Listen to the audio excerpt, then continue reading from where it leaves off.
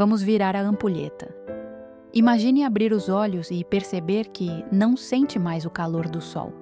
O vento desapareceu, os pássaros não cantam e o mundo ao seu redor parece envolto por uma névoa fria e silenciosa. Você tenta respirar fundo, mas o ar parece pesado.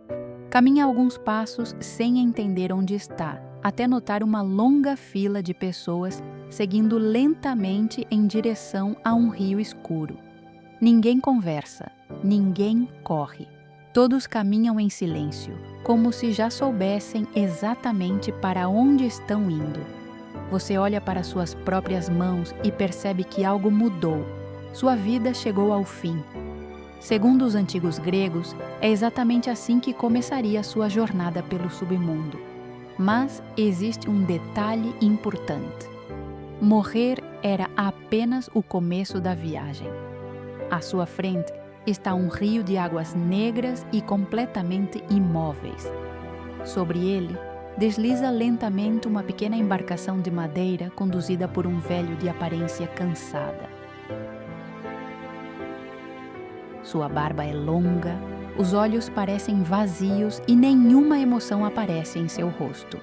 Ele segura um remo antigo e observa cada alma que se aproxima. Seu nome é Caronte, o barqueiro do submundo, mas ele não transporta qualquer pessoa. Antes de entrar no barco, você precisa entregar uma moeda. Os gregos acreditavam que, por esse motivo, os mortos eram enterrados com uma moeda colocada sobre os olhos ou dentro da boca. Era o pagamento pela travessia. Sem essa moeda, Caronte simplesmente recusava sua entrada. E então começava um destino muito pior. As almas esquecidas permaneciam vagando pelas margens do rio durante 100 anos, incapazes de atravessar. Imagine esperar um século inteiro apenas para começar sua jornada. Depois da travessia, você finalmente pisa no reino de Hades. Ao contrário do que muitos imaginam, Hades não era exatamente um lugar de fogo e punição. Era um mundo silencioso, escuro, melancólico. Uma enorme cidade onde milhões de almas continuavam existindo de alguma forma, separadas para sempre do mundo dos vivos. Mas isso não significava que todos receberiam o mesmo destino. Logo na entrada, 3 antigos juízes observam cada recém-chegado: Minos, Radamanto e Éaco. São eles que analisam a vida que você levou. Cada decisão, cada atitude, cada escolha. Depois do julgamento, seu caminho finalmente é definido. Se você viveu de forma comum, provavelmente seguirá para os campos de Asfódelos, uma vasta planície coberta por flores pálidas, onde a maioria das almas passa a eternidade em uma existência tranquila, mas sem grandes alegrias. Se foi um verdadeiro herói ou alguém extraordinário, talvez tenha o privilégio de entrar nos Campos Elíseos. Ali, tudo é diferente. Luz, jardins, música, paz. Era o lugar reservado aos grandes guerreiros, filósofos e pessoas consideradas dignas de uma eternidade feliz. Mas existe um terceiro caminho, e é justamente esse que os gregos mais temiam. Muito abaixo de todo o submundo encontra-se o Tártaro. Não se trata apenas de uma prisão, é um abismo. Foi para lá que Zeus enviou os titãs derrotados depois da titanomaquia. Ali também eram castigados aqueles que desafiaram os deuses de maneiras imperdoáveis.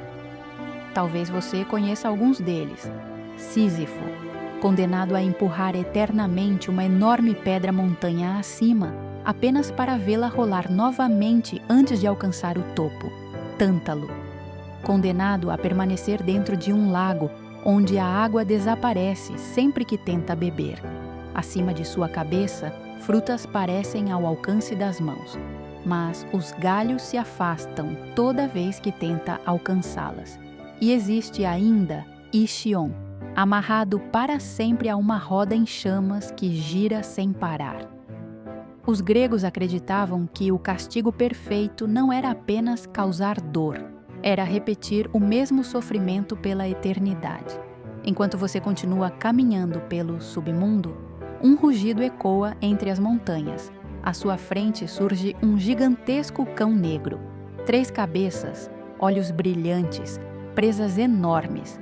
Seu nome é Cérbero. Ao contrário do que muitos imaginam, sua principal função não era impedir que os vivos entrassem, era impedir que os mortos saíssem. Depois que atravessava aquelas portas, não existia retorno, ou quase. Alguns poucos heróis conseguiram desafiar essa regra. Orfeu desceu até o submundo tentando resgatar Eurídice apenas com o poder de sua música. Hércules enfrentou o próprio Cérbero durante um de seus famosos trabalhos, e o próprio Odisseu realizou uma viagem ao reino dos mortos em busca de conhecimento.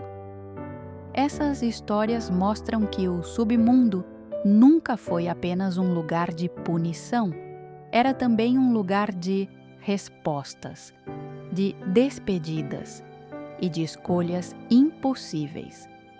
Curiosamente, Hades quase nunca aparece como um vilão na mitologia grega. Ele apenas governa seu reino, não decide quem morre, não cria doenças, não castiga por prazer, apenas mantém a ordem entre aqueles que já chegaram ao fim da jornada. Talvez essa seja uma das maiores diferenças entre o submundo grego e o inferno descrito por outras tradições.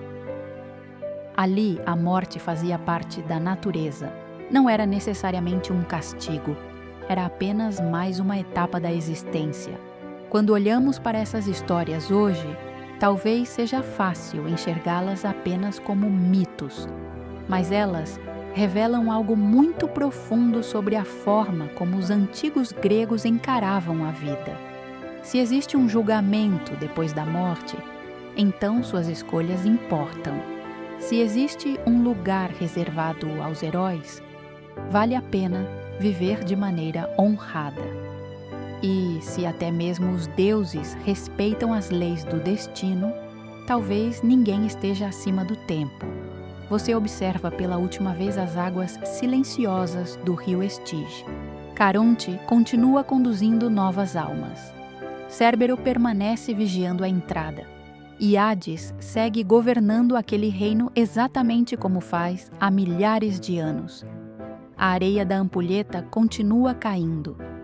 E nossa próxima viagem nos levará de volta ao mundo dos vivos. Mas não para qualquer cidade. Vamos conhecer uma sociedade que transformava meninos em soldados antes mesmo que eles pudessem escolher o próprio caminho. Na próxima viagem, descobriremos como era crescer em Esparta. Até a próxima viagem!